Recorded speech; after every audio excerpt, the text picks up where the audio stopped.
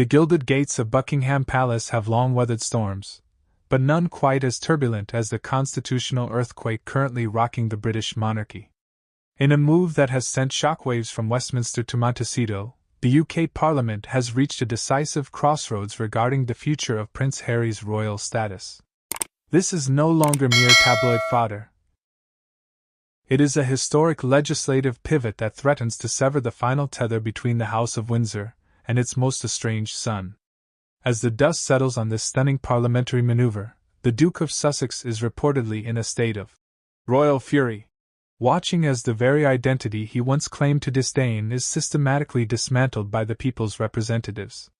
For years, the British public has watched with growing weariness as the Sussexes balanced on a precarious tightrope, reaping the rewards of royal prestige while simultaneously lobbing rhetorical grenades at the institution that provided it. The core of this parliamentary movement lies in the Titles Deprivation Act, a dormant piece of legislation revived to address what many MPs describe as an unprecedented breach of royal protocol. The critique of this situation is sharp and well supported. A title is not merely a name, it is a mandate of service to the crown. By relocating to California and engaging in a relentless media blitz, ranging from the explosive Oprah interview to the divisive spare, Harry and Meghan have arguably forfeited the moral right to these honors. Critics argue that the Duke cannot have his cake and eat it too. He cannot be a private citizen selling royal secrets to the highest bidder while retaining the protective cloak of a British peerage. While Prince Harry remains the figurehead of this fallout, many royal insiders and political analysts point to Meghan Markle as the primary catalyst for this radical shift in parliamentary sentiment. From the moment she entered the royal sphere, Meghan has been viewed as a controversial figure, often accused of prioritizing brand Sussex over the centuries-old traditions of the firm. The Duchess of Sussex has frequently been portrayed as the driving force behind the couple's more aggressive maneuvers. Whether it was the Megxit announcement that blindsided the late Queen Elizabeth II or the calculated launches of lifestyle brands timed alongside royal appearances, her influence is often cited as the pivot point where duty was replaced by monetized misery. This parliamentary vote is, in many ways, a direct response to the perception that Meghan has leveraged her title as a commercial tool in the American market, effectively turning a British honor into a Hollywood marketing gimmick.